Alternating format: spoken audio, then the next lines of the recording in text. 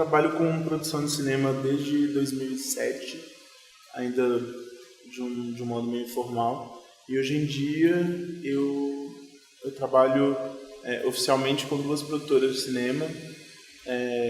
Uma é a Entre Filmes, que é a produtora responsável por esse filme do Ricardo, e a outra é a Filmes de Plástico.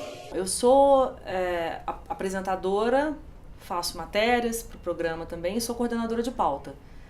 E acabo tendo esse olhar que sobrevoa assim, a coordenação da produção também, né? Então eu acabo fazendo um pouco isso também, que no dia a dia significa substituir uma pauta por outra, incluir uma pauta que não estava prevista, pensar um pouco a abordagem de determinada pauta, se a gente vai fazer uma cobertura mais factual, ou se vamos fazer um recorte a partir de uma determinada atração, de um festival, por exemplo, ou dentro de uma carreira. Então esse é um pouco o meu trabalho diariamente, né? A produção é uma parte mais pragmática, é importante você ter planejamento, você compreender o caminho que você pretende com os seus projetos. Muitas vezes não vai ser bem sucedido, às vezes vai ser mais bem sucedido do que você imagina. É um programa diário, um programa, para quem entende de produção, sabe que 25 minutos, 23, 25 minutos de produção diariamente é muita coisa. A gente atualmente não traz nada para o estúdio, então são 25 ou 23 minutos de produção mesmo, assim, de matérias que a gente faz, com duas equipes. Então são 3 a 4 matérias diariamente, dependendo do tamanho, né, da extensão dessa matéria. Então é um ritmo bem intensivo de produção. Então a gente tem que trabalhar com um bom nível de planejamento, de organização, para que isso funcione, né? Então eu ajudava nas produções de lá, e aí eu comecei a ajudar as produções de alguns dessas pessoas que se tornaram amigos. O Gabriel foi um deles, e a gente foi fazer juntos um filme que foi uma iniciativa do Gabriel de tentar trabalhar uma proposta que fosse uma proposta de cinema que ele pudesse fazer fora da faculdade, na época ele ainda estava na faculdade, e que pudesse ser feita como uma ação entre amigos e de modo a não depender dos editais e tal, mas que ainda assim não parecesse um filme precário, uma coisa do tipo. E aí a gente foi fazer esse filme que se tornou o primeiro filme da Filmes de Plástico, que é um filme chamado Filme de Sábado.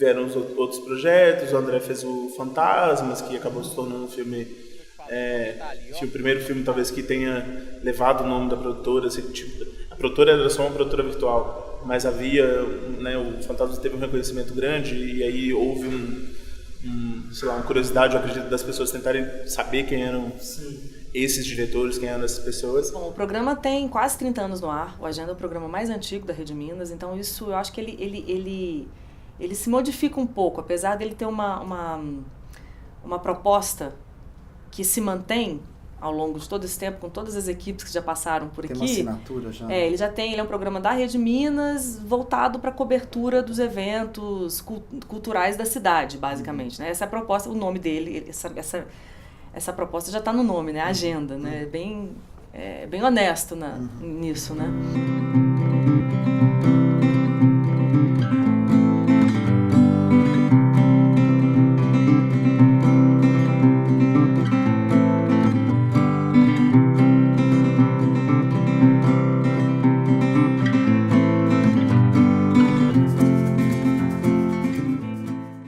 A Agenda é um pouco essa janela diária para tudo que está acontecendo. Então a gente tenta também trabalhar esse tema diversidade pensando em botar dentro do Agenda um pouco de tudo isso. Então a gente tenta, em uma boa semana, uma semana onde a gente consegue falar de quadrinhos, falar de literatura, falar de dança, falar de teatro, falar de música, falar de cinema.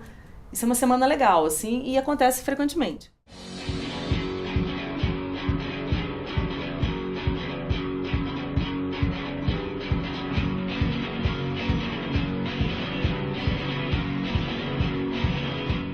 que tinha uma impressão assim de que os editais eram inatingíveis e talvez estivessem muito direcionados a um grupo específico e tal. E o Gabriel, meio que por iniciativa própria, resolveu ele mesmo se organizar para mandar esse projeto.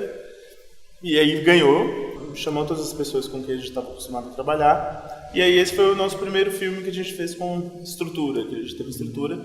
E já éramos nós, um grupo e tal. Depois vieram outras produções, esses filmes continuavam rodando e tendo uma boa carreira, uma boa repercussão. Aí nesse período que a Filmes de Plástico começou a se formalizar, saiu uma outra edição do filme Minas que alguns outros curtas-metragens que tinham sido contemplados de outros diretores, eu fui convidado para produzir esses filmes.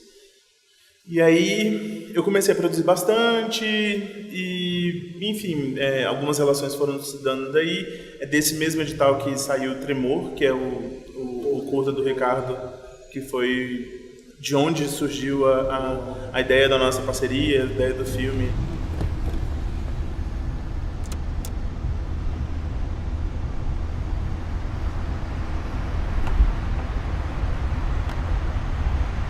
Profissionais que se interessem por entrar nessa área, que eles sejam capazes de ter esse olhar objetivo em relação às coisas. No meu caso, especificamente, eu não me considero um produtor que é apenas um burocrata, assim, que eu não sou uma pessoa que tô nos projetos só para assinar os cheques ou desenvolver planilhas orçamentárias. Eu me envolvo integralmente em toda a parte criativa. Todos os projetos que eu participo, eles só me interessam porque eu tenho a possibilidade de opinar, de acrescentar, de tirar, que seja. Eu participo do momento inicial até o momento final. Então, acho que eu não vejo mais essa coisa do profissional da TV e do profissional do cinema. Sim. Eu acho que existe o profissional do audiovisual.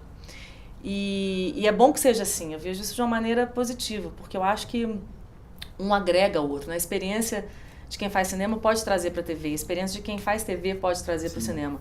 Pensando na minha experiência, né? Naquilo como que essas interferências acontecem, né?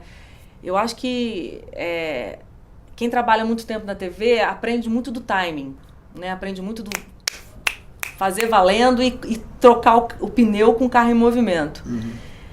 Isso pode ser muito bom para pensar um determinado tipo de linguagem audiovisual que não está na TV. Sim.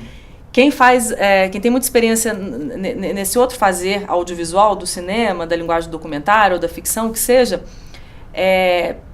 pensa em composição, em luz, em fotografia de uma maneira geral, de uma outra forma, por exemplo, em linguagens, em outras linguagens. Eu acho que isso agrega muito para a TV, porque o profissional de TV, às vezes, começa a se repetir em formatos, isso no mundo inteiro, né?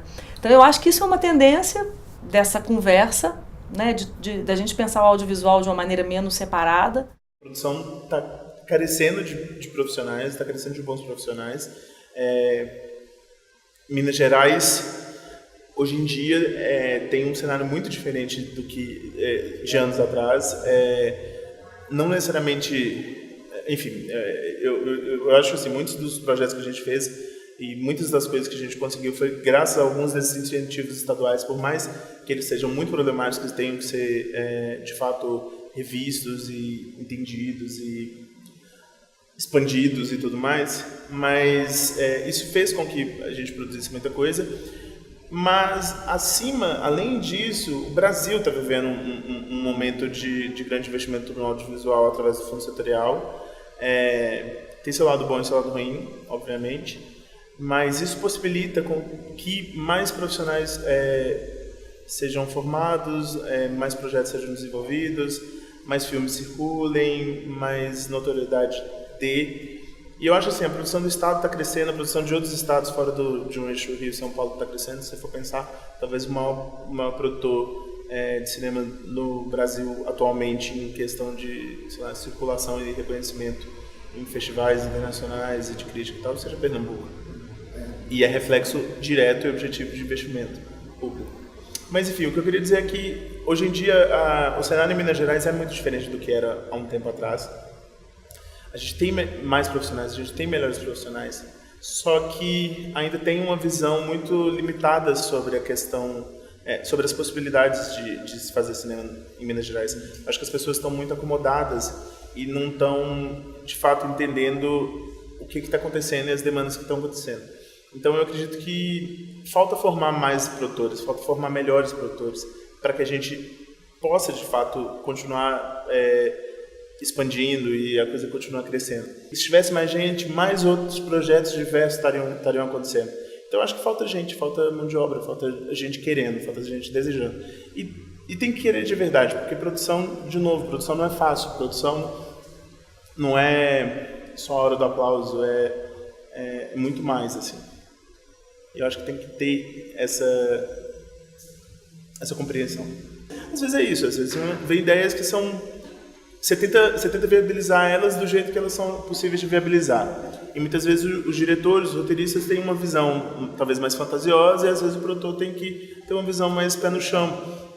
Produzir uma longa-metragem, por exemplo, constantemente você está diariamente suscetível a uma gama absurda de imprevistos e que não te permitem um tempo para desesperar, nem para chorar, nem para nada, só te permite. O produtor não é nunca a pessoa que vai virar para outra pessoa e falar assim, como eu vou resolver esse problema? Eu sou quem dou a resposta. O que a televisão tradicional poderia fazer para tentar conquistar, ou você acha que também não tem que conquistar essa geração dos 20 anos, 19 anos, que se declara assim, eu não assisto TV? Bom, eu vou inverter a pergunta para os estudantes de cinema. Que tipo de cinema vocês fariam para pessoas que também não vão mais ao cinema ver os filmes? É a mesma questão que se coloca, eu acho. Porque também você pensar que tipo de cinema que justifica você sair de casa para sentar numa sala, para você repetir esse ritual quase atávico da sala escura, da grande tela. Conselho, só tem um, seja para quem for que trabalhe com audiovisual, assim, é um conselho simples, assim, despretensioso, mas que a mim sempre ajudou muito, assim, faça, né? Pense, reflita, mas faça. Eu acho que é no fazer que a gente se descobre e descobre o que a gente quer fazer também.